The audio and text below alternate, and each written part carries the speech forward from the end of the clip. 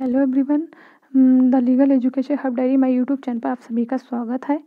आज का हमारा सब्जेक्ट टॉपिक है इंडियन पेनल कोड 1860 भारतीय दंड संहिता। इसका एक्ट नंबर 45 है। वैसे तो ये सब्जेक्ट सभी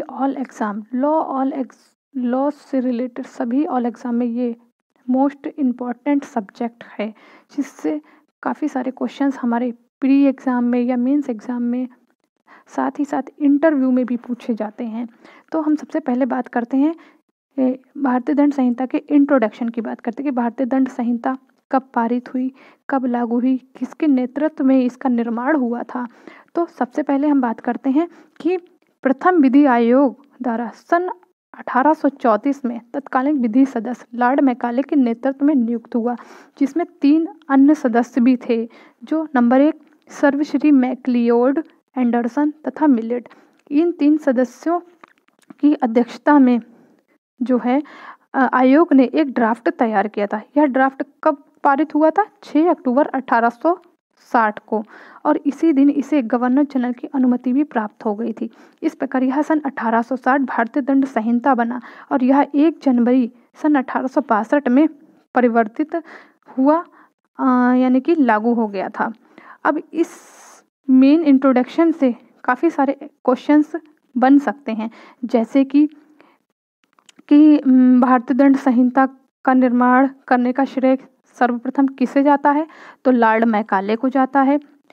अब जो है लॉर्ड मैकाले को जाता है, और जो आयोग ने एक जो ड्राफ्ट तैयार किया था, तो वो ड्राफ्ट कब पारित हुआ था? तो वह पारित हुआ था 6 अक्टूबर 1860 को, जैसे कि हुआ था। फिर 1 जनवरी 1862 को क्या है, लागू हुई थी हमारी भारतीय दंड संहिता।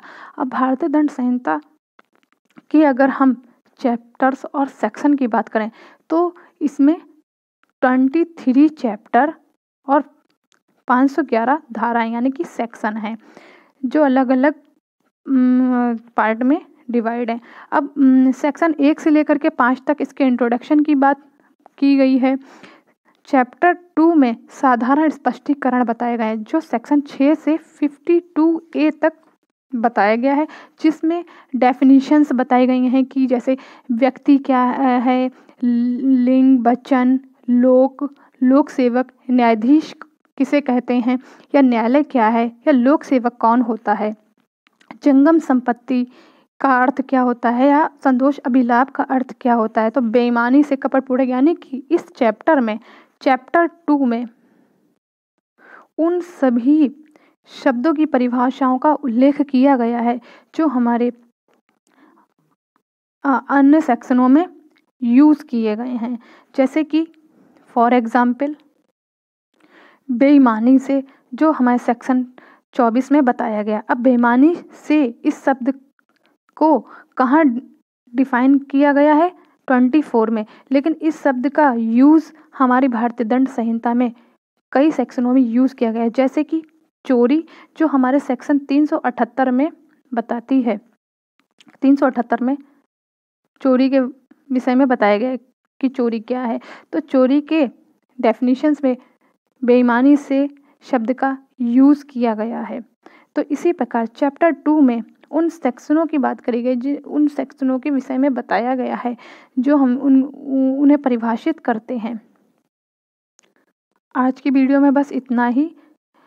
नेक्स्ट पार्ट में हम आईपीसी के अन्य सेक्शनों के विषय में बताएंगे, जो कंपटीशन एग्ज़ाम में मोस्ट इम्पॉर्टेंट पूछे ही जाते हैं।